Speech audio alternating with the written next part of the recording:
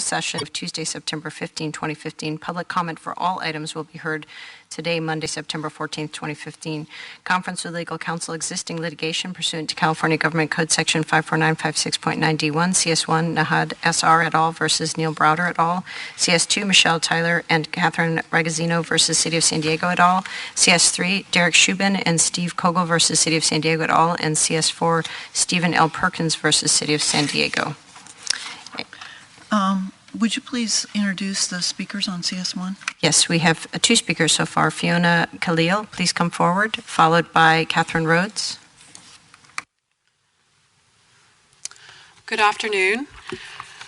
My name is Fiona Khalil, and I am a Deputy District Attorney. I am the Assistant Chief of the Special Operations Division of the District Attorney's Office.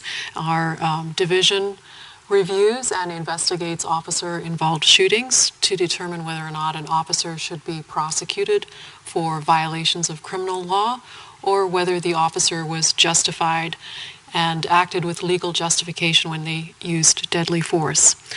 Our division is currently reviewing and conducting further investigation into the shooting of Mr. Fridoon, Rashawn Nehad. The Chief of Special Operations, Paul Azevedo, has previously filed a declaration in the legal proceedings of Nehad versus the City of San Diego and Officer Browder opposing release of the video. This afternoon, I would just like to reinforce the message that was contained in Deputy District Attorney Azevedo's declaration, and that is that any disclosure of the video that was obtained during the investigation before a determination of any possible criminal liability has been reached could seriously impair our ability to conclude our investigation. If these materials are released and our office did decide to prosecute this officer, his right to a fair trial could be jeopardized. And there is an additional risk of prejudice to a potential jury pool if matters such as this are released at this time. I would like the City Council and the City Attorney to consider that release of the video without contextual information would be prejudicial. The video is but one small segment of a very comprehensive investigation. It does not have audio. It is from the perspective of someone who is not on the ground and would not have been in the position of Mr. Nehad or Officer Browder. The media and the public would not have the benefit of the contextual information and may be inclined to make certain conclusions from the release of the video. This would further undermine the officer's right to a fair trial if he were prosecuted. Our office is moving as expeditiously as possible to conclude our investigation, and we expect that we will be completed in a short period of time. We simply ask for the opportunity to conclude our investigation in a manner that would not be hampered by the release of the evidence. Thank you for the opportunity to address you. Thank you. Catherine Rhodes. Hello, Catherine Rhodes from Point Loma, and I believe this is a gentleman who was mentally ill, and he was shot by a police officer. He didn't have a weapon on him. The video was from a private security camera. It has nothing to do with city property whatsoever. In fact, it's private property that the people who gave it to the officers, thought it would still be public property or private property, so they could share it if they wanted to. I think that you guys actually, before you make any decisions there, when you go into closed session, please ask to see the video yourself. So I would like you guys to see it maybe like 3 times yourself so you really know what it is.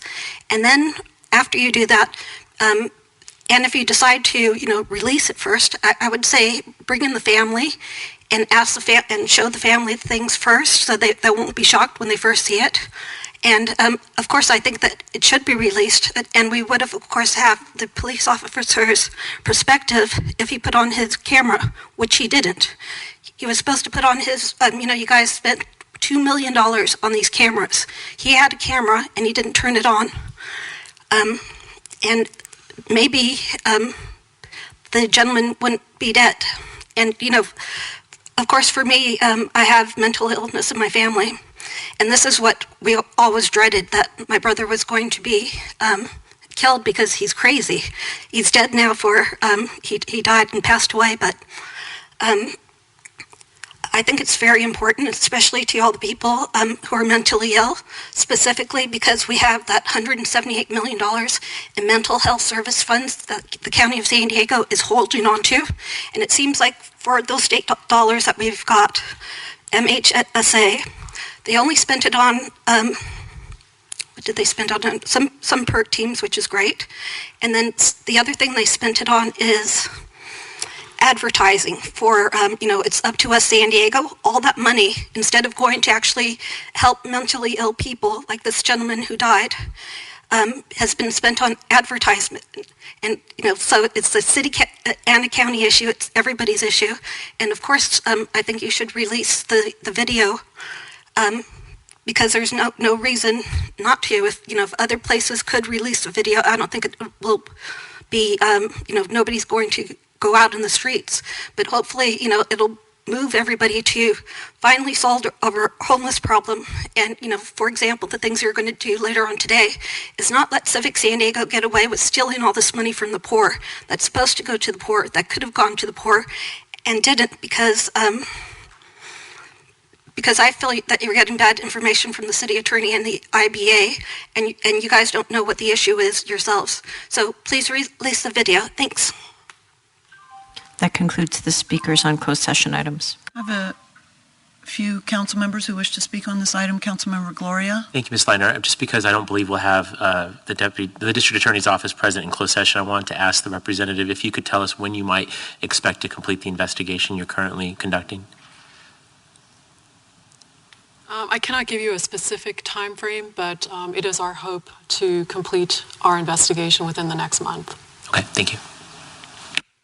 Council President Pro Tem Emerald. That was my question as well, and when you said any time or very soon, I was thinking maybe in a week, 2 weeks, but it's pretty vague. How long have you had the case again, since the end of April? No, we've had the case since June 29th of this year. All right. All right, thank you very much. Appreciate your time and everybody else being here.